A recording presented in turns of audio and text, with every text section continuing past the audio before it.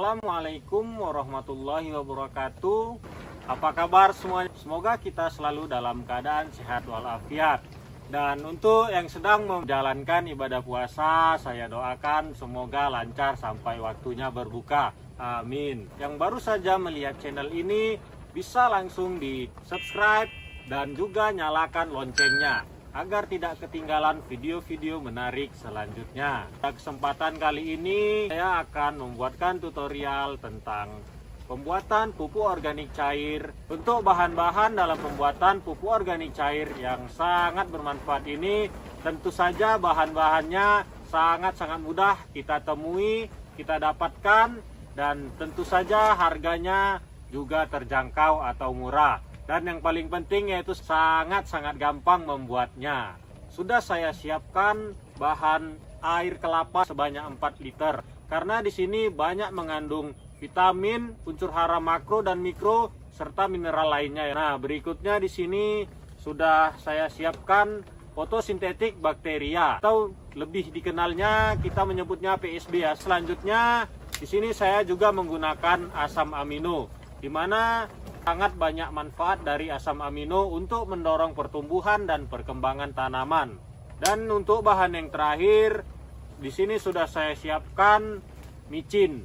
Sebelum saya masuk ke proses pembuatannya, saya akan menjelaskan terlebih dahulu apa saja sih manfaat dari pupuk organik cair yang akan kita buat nantinya. Nah, di sini pupuk organik cair ini yang pertama manfaatnya yaitu mampu mempercepat pertumbuhan akar, batang, serta daun pada tanaman di fase vegetatif. Kemudian bisa menjadi anti stres pada saat bibit tanaman dipindah tanam ke lapangan ataupun ke polybag. Pupuk organik cair ini bisa merangsang untuk pembungaan serta pembuahan di fase generatif. Dan selanjutnya manfaatnya yaitu bisa melebatkan bunga serta jumlah buah pada tanaman kita, mengurangi kerontokan pada bunga dan juga buah tanaman kita.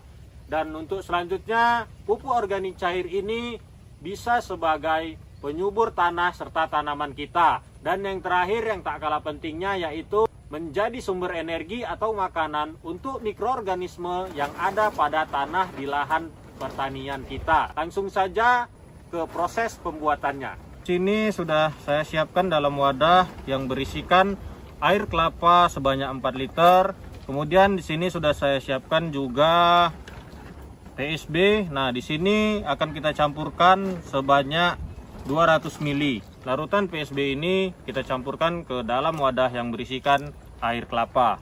Lalu kita campurkan sampai tercampur secara merata. Nah, untuk yang selanjutnya di sini kita gunakan asam amino sebanyak 100 ml ya. Nah, kemudian kita campurkan menjadi satu di wadah ini. Lalu kita aduk-aduk sampai tercampur secara merata. Dan selanjutnya di sini ada micin, yang masukkan micin sebanyak 1 sendok.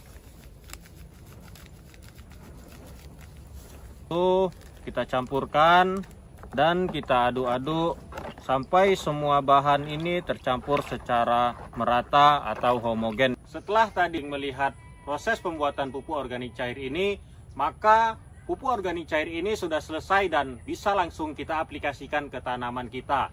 Nah, biasanya untuk jenis tanaman yang bisa kita aplikasikan menggunakan pupuk organik cair ini cukup beragam ya. Untuk waktu penggunaan bisa kita lakukan pada 2 waktu. Yang pertama pada waktu pagi hari dan yang kedua pada sore hari. Nah, untuk pada waktu pagi hari bisa kita gunakan pada pukul 7 pagi hingga 10 pagi. Kemudian apabila kita ingin menggunakannya pada waktu sore hari, bisa kita gunakan pada pukul 4 sore hingga 6 sore. Untuk cara pengaplikasiannya, pupuk organik cair ini bisa kita aplikasikan dalam 2 cara. Yang pertama dengan cara pengocoran dan yang kedua dengan cara penyemprotan.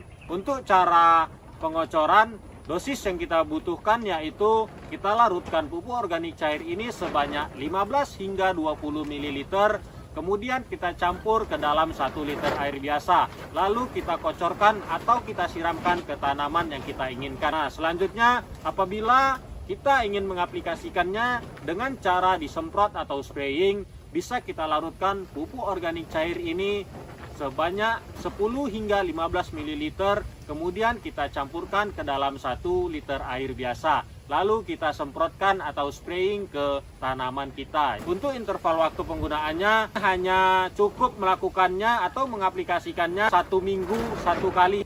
Jangan kita mengaplikasikannya secara berlebihan atau keseringan, karena apabila kita mengaplikasikannya secara berlebihan dan terlalu sering, apalagi dengan dosis yang terlalu tinggi, ini akan berakibat fatal pada tanah dan juga tanaman kita. Karena apabila kita terlalu sering mengaplikasikannya, pH tanah pada tanaman kita akan menjadi asam atau drop.